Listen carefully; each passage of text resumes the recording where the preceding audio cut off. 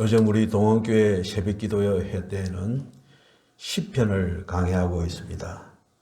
그 앞에는 웨스트민스터 소요리문답을 강해했고 그 다음에는 하이델베르크 요리문답을 강해한 이후에 하나님께서 제 마음에 시편을 강해하라고 그런 마음을 주셔서 시편을 계속 강해하고 있습니다. 오늘 아침까지 시편 18편까지 강해를 했는데 그 1편부터 18편까지 중에서 특히 13편 말씀에 제가 은혜를 많이 받았습니다. 그래서 13편 말씀을 더욱더 보강해서 지금 여러분 앞에서 강해 설교를 하게 된 것입니다. 10편, 13편을 쭉 읽었을 때 머릿속에 스쳐간 것이 무엇이냐면은 오뚜기가 생각이 났습니다. 오뚜기. 그래서 오뚜기 신앙이 있구나 이 생각이 들고, 그럼 오뚜기 신앙만 있느냐 하면은 또 그 반대로 또 자석 신앙도 있겠구나 이런 생각이 들었습니다. 그래서 지난 월요일 날 사실은 이 오뚜기와 자석 신앙이라는 이런 제목을 정해놔놓고 한 주간 동안 이 말씀을 쭉 묵상하면서 보냈습니다. 사실 우리가 신앙생활을 함에 있어서 나타나는 여러 가지 현상이 있는데 대표적으로 세 가지 종류로 우리가 생각해 볼 수 있습니다. 첫 번째는 무엇이냐면은 우리의 신앙이 세상 풍파에 흔들려서 자초해버리고 넘어져 버리는 그런 경우인 것입니다. 이게 가장 흔히 볼 수 있는 현상이죠. 가룟 유다를 비롯한 불신자들의 경우가 바로 이런 경우가 아닌가 하는 생각을 해봅니다.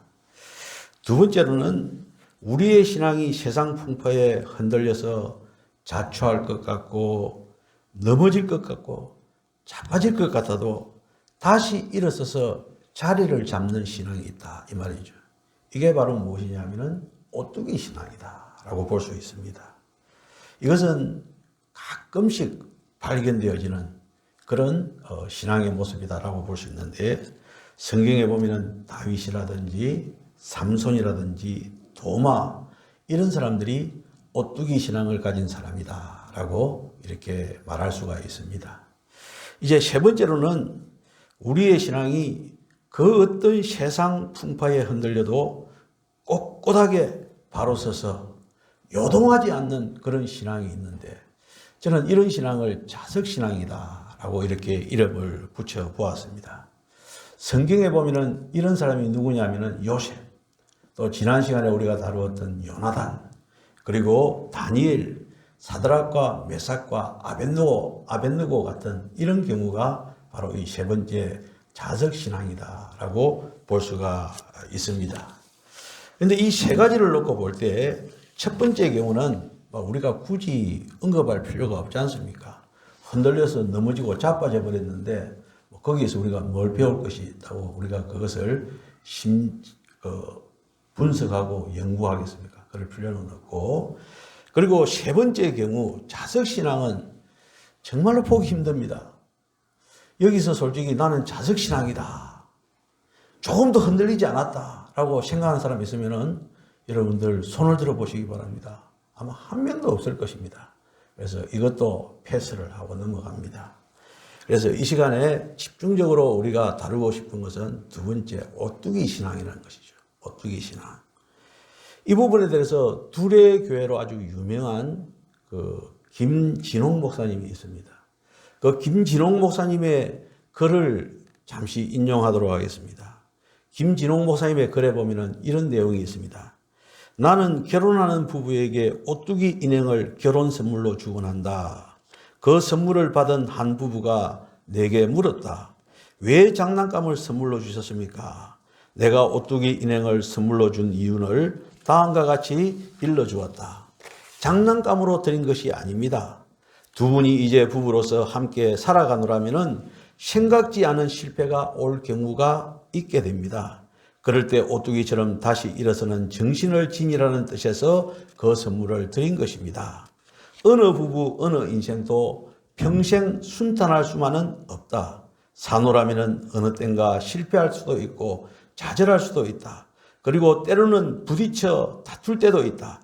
그럴 때에 7번 넘어질지라도 다시 일어서는 정신, 곧 오뚜기 정신으로 다시 일어서는 지혜와 용기를 지니라는 뜻에서 오뚜기를 선물로 준다. 그리고 오뚜기를 결혼 선물로 줄 때마다 뒷면에 다음의 성경 구절을 적어준다. 잠언서 26장 16절 대저 의인은 7번 넘어질지라도 다시 일어나려니와 악인은 재앙으로 인하여 엎드러지느니라 는 이런 말입니다. 그리고 계속되어지는 말에 보면은 크리스찬 중에는 가끔 엉뚱한 말을 하는 분들이 만날 때가 있다. 자기는 예수 믿고 성령 충만한 경험을 받은 이후 늘 기쁨이 충만하였다고 얘기한다. 은혜 충만하여 실족하지 않았노라고 말하는 분들이다. 그런 분을 만나면 나는 다 이르듯 말해준다. 성도님이 그 말을 농담이 아닌 진담으로 말하신다면 아마도 두 가지 중에 한 가지일 것입니다. 첫째는 성도님의 지능 수준이 정신 박약의 수준으로 낮은 것입니다. 둘째는 성도님이 스스로 속이고 거짓말하는 경우입니다. 라는 이런 내용의 글이었습니다. 어떻게 많은 공감이 가지 않습니까? 여러분들, 우리는 사실 자석신앙으로 삶을 살아야 되는데 참 너무나도 힘듭니다. 아마 그런 사람은 없지 않나 하는 생각이 들고, 성경에 나오는 몇몇 인물만 그렇지 대부분의 사람들은 자석신앙이 아니라 오뚜기의 신앙을 가지고 살아가지 않나 하는 그런 생각을 해봅니다. 성도 여러분, 우리는 누구든지 살아가는 동안에 절대로 순탄할 수만은 없습니다. 우리 인생살이를 비유로 하나 든다면은 그것은 장애물을 하나하나 넘어가는 장애물 넘기 경기와 같은 것이 우리 인생이 아닌가 생각해 봅니다. 하나를 넘었으면은 다시 새로운 장애물 하나가 나타납니다. 이것만 넘으면은 끝이겠지 생각하고 천신만고 수고를 하여 넘어서고 나면은 또다시 새로운 장애물이 등장하는 것입니다. 크리스찬들은 그럴 때마다 어떻게 합니까? 의인은 7번 넘어질지라도 다시 일어서느니라. 7전팔기의 신앙을 우리들에게 가르쳐 주는 것입니다. 이것이 바로 잠언서 24장 16절입니다. 대저 의인은 7번 넘어질지라도 다시 일어나려니와 악인은 재앙으로 인하여 엎드러지느니라. 이 말씀인 것입니다. 여러분들, 이 말씀은 악인들, 다시 말하자면 미련한 자들, 사특한 자, 행악자의 순간적인 형통함과 패망, 그리고 의인들의 필연적인 고난과 승리를 대조시키고 있는 그런 말씀인 것입니다. 다시 말하자면 7번 넘어질지라도 다시 일어서는 믿음의 성도들의 필성을 말해주는, 확신을 주는 것이 바로 우리 신앙인의 모습인 것입니다. 여러분들, 그렇다면 우리가 7번 넘어져도 다시 일어날 수 있는 힘의 그 근거는 무엇입니까? 그 근원은 무엇이겠습니까? 첫 번째로는요, 하나님의 손이 우리를 붙들어 주신다는 것입니다. 할렐루야. 하나님의 손이 우리를 붙들어 주십니다. 이사야서 41장 10절에 보면은 두려워하지 말라, 내가 너와 함께함이라. 놀라지 말라, 나는 내 하나님이 됨이라. 내가 너를 굳세게 하리라. 참으로 너를 도와주리라. 참으로 나의 의로운 오른손으로 너를 붙들리라. 할렐루야. 하나님께서 우리를 강력하게 붙들어 주신다는 것입니다. 주님의 능하신 오른손이 고통 중에 있는 의인들을 건져주신다는 이런 말씀인 것입니다. 주님의 손은요, 의인을 붙드시고 끝까지 놓지 아니하시는 것입니다. 그래서 구약의 모세는 이런 모습을 뭐라고 표현하십니까? 강한 손이 있다함으로 하나님께 붙들려 있다라고 그렇게 표현을 했습니다. 두 번째로 우리가 일어설 수 있는 것은요, 여호와의 눈이 의인을 향하시기 때문에 그렇습니다. 다윗은 시편 34편 15절에서 여호와의 눈은 의인을 향하시고 그 귀는 저희 부르짖음에 기울이시는도다. 여호와의 눈은 누구를요? 의인을 향하시고 그 귀는 저희 부르짖음에 기울이시는도다. 욥은 욥기서 36장 7절에서 이렇게 또 말씀하고 있습니다. 그의 눈은 의인에게서 돌이키지 아니하시고 그를 왕과 함께 영원히 위에 앉히사 존귀하게 하시며 라고 말씀을 하고 있습니다. 하나님께서는 우리를 불꽃 같은 눈으로 지켜주시고 보호해 주신다는 사실을 믿으시기 바랍니다. 세 번째로 우리가 일어설 수 있는 것은요, 여호와께서는 의인을 사랑하시기 때문에 그렇습니다. 시편 146편 8절에 보면은 여호와께서 의인을 사랑하시사. 여러분들, 이 말씀을 우리가 듣기 전에 우리의 존재를 한번 생각해 봅시다. 우리가 의인입니까? 죄인입니까? 죄인이지만은 또한 의인입니다. 의인될 자격이 없지만은 예수 그리스도의 보혈의 피로 말미암아 우리는 의인이라고 인칭을 받았습니다. 우리가 의인이기 때문에 하나님께서는 저와 여러분을 지금도 사랑하고 계시는 것입니다. 그래서 우리는 주저앉지 않고 넘어지지 않고 좌절하지 않고 다시 일어설 수 있는 오뚜기의 신앙을 가질 수가 있는 것입니다.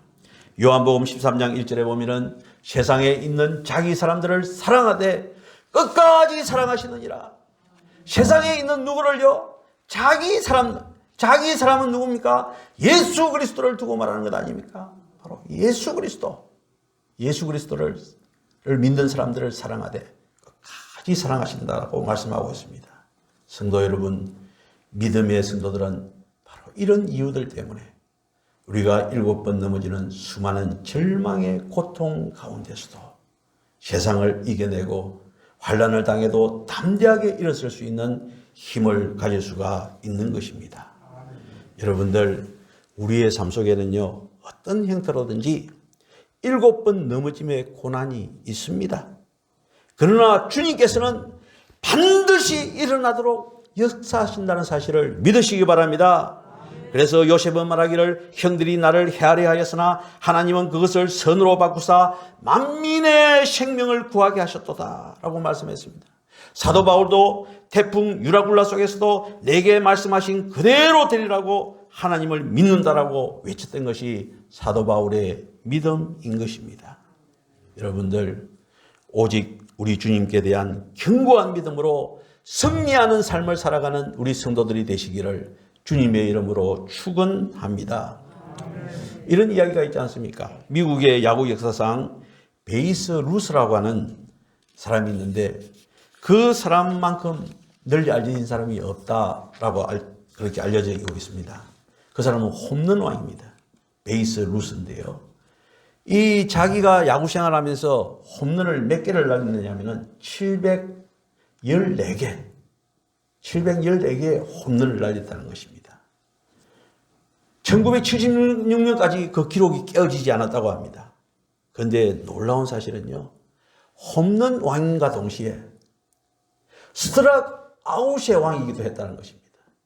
왜냐하면 714개의 홈런을 쳐내기까지 1330번의 삼진 아웃을 당했다는 겁니다. 홈런이 맞습니까? 삼진 아웃이 맞습니까? 삼진 아웃이 많다는 것이죠.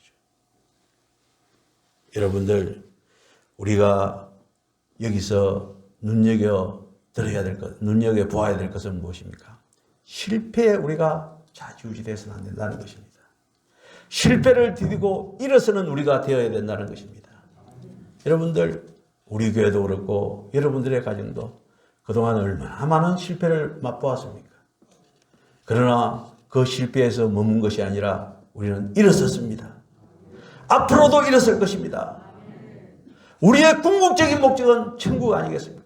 그때까지 우리는 계속해서 일어나는 것입니다. 만사형통이라는 말이 있는데 그 아주 틀린 말입니다. 만사형통은 있을 수 없습니다. 무사태평 있을 수 없는 것입니다. 여러분들, 태평하다고 한 나라치고 망하지 않는 나라가 없습니다. 여러분들, 만사형통은 바랄 것이 못 됩니다. 만사형통이라고 하는 것은 세상에 있지도 않습니다. 여러분들, 따라서 우리가 꼭 기억해야 될 것은 실패 없는 성공을 꿈꾸지 말아야 됩니다. 만약에 그런 꿈을 꾸고 있다면 그것은 비극 아니겠습니까? 그것을 복이라고 생각하면 그것은 망조가 되어지는 것입니다. 성공이라고 하는 것은 많은 실패 끝에 이루어지는 것이 성공이 아니고 무엇이겠습니까? 여러분들, 우리는요, 오늘의 성공을 위해서 그 많은 실패를, 그 많은 역경을, 그 많은 쓰라림을 겪는 가운데서 오늘 이 시간까지 우리가 왔습니다. 우리 교회도 많은 실패를 했지 않습니까? 그러나 그 실패 끝에 7.8기의 축복을 줄 줄로 믿습니다. 그 축복이 여러분들의 가정에 그대로 전달될 줄로 믿습니다.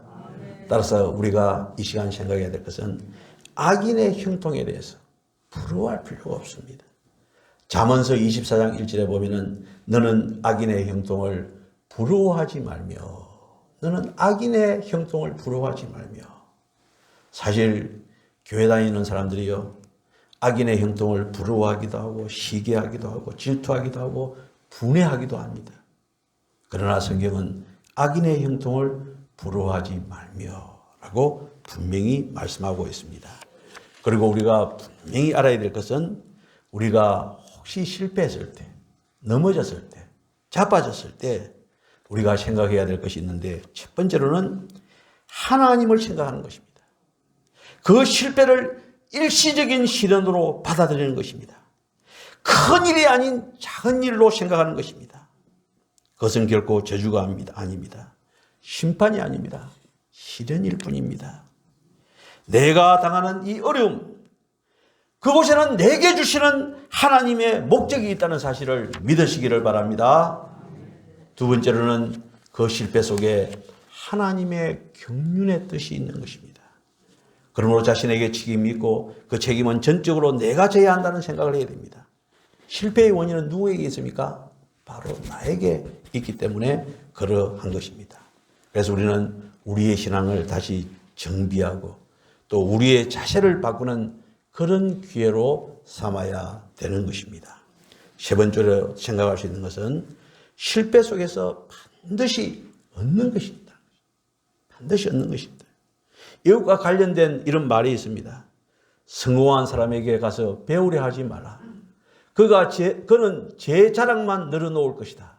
네가 진정 경영을 배우고 지혜를 얻으려거든 실패한 사람을 만나라. 그가 지혜를 말해 줄 것이다. 라고 이렇게 말합니다. 저는 목회를 하면서 소위 세상적으로 목회에 성공했다는 것은 수만 명, 수십만 명 모이는 그런 교회 목사님들 아니겠습니까?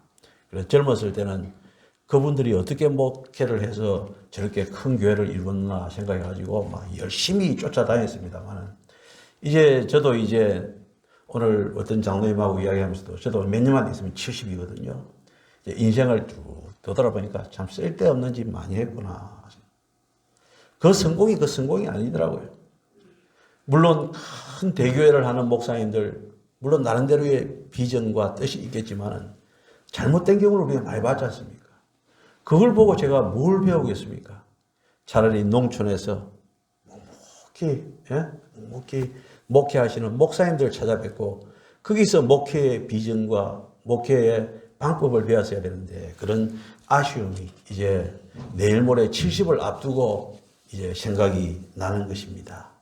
그래서 여러분들 우리는요 실패했을 때 오히려 그 실패한 자들을 통해서 우리가 배울 수 있는 우리가 되어야 되지 않겠습니까? 그리고 우리는 하나님의 사람은요 하나님의 더 큰 축복이 있다는 사실을 늘 마음속에 간직해야 될 것입니다. 예. 이번에 제가 저희 어머님이 4월 1일 날 기일이었습니다. 기일이었는데 그래서 저희 어머님 묘지에 갔습니다. 아버님하고 합장을 했기 때문에 아버지 어머님 같은 묘지에 앉아서 거기서 예배를 드리고 했습니다만 예배를 드리는데 전에 없던 모습이 하나 보이는 거예요. 왜냐하면 그 묘지 부활의 동산 꼭대기에 저희 교회 원로 목사님, 저희 본교회 원로 목사님 사모님이 먼저 돌아가셨습니다. 그 묘가 하나 있고 그 옆에다가 또 목사님 돌아가시면은 안장할 그런 또 그걸 하나 만들어 놨더라고요.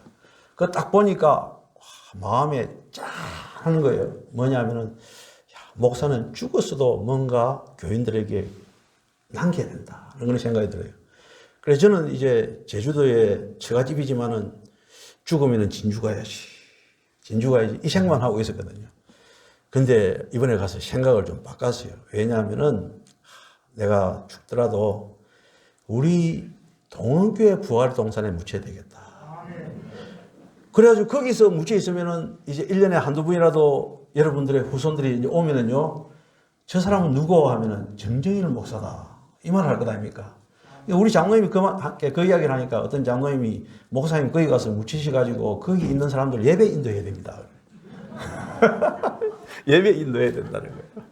그래, 그 말도 또 일리가 있다는 생각이 드는 거예요.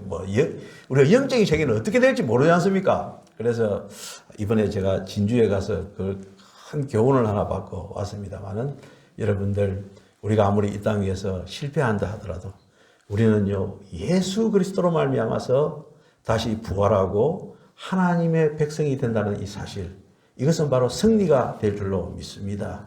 여러분들, 이번 주가 고난주간인데 여러분들 어떻습니까?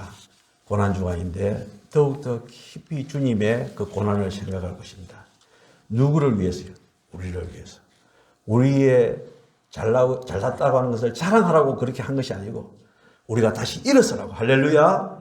넘어지고 자빠진 우리를 다시 일어서라고 우리 예수님께서는 고난을 주신 줄로 믿습니다. 여러분들, 오늘 우리가 봉독한 이 10편 13편을 보면은 다윗이 흔들리는 그 모습을 소개하고 있습니다. 1절로부터 3절에 보면은 흔들리는 모습, 그리고 그 흔들리는 모습을 보고 이제 다윗이 4절에 보면은 이제 악인이 기뻐하면 어떻게 하겠습니까, 하나님? 그러면서 5절에 보면은 이제 내가 하나님을 사랑하고 의지함으로 말미암아 흔들리지 않고 그것이 큰 기쁨이 된다라는 그런 내용이 10편 13편의 말씀인 것입니다. 여러분들, 다윗은요, 흔들릴 때 하나님만을 보았습니다. 환경을 보거나 무서운 원수들을 생각하지 않았습니다. 답답한 현실만을 보지 않았습니다. 눈을 들어서 하나님을 바라보고 구원하시는 하나님, 은혜를 베푸시는 하나님, 지금까지 자기를 지켜주시는 하나님, 자기를 이끄시는 하나님을 봄으로 말미암아 다윗은 어떤 신앙이 되었다고요? 오뚜기 신앙이 되어서 다시 일어설 수가 있었던 것입니다. 여러분들, 앞으로 어떻게 보면 우리도 흔들릴 때가 있습니다. 그때마다 오늘 이 말씀을 생각하면서 무엇을요? 오뚜기. 예? 오뚜기. 하나님께서 이번 주간에 저에게 주신 말씀입니다. 오뚜기. 그래서 오뚜기가 잘 되면 나중에는 뭐가 됩니까? 자석이 되거든요. 그래서 여러분들, 오뚜기 신앙과 자석 신앙으로 되어지는 축복을 누리는 우리 동원교회 성도들이 되시기를 주님의 이름으로 축원합니다. 기도드리겠습니다.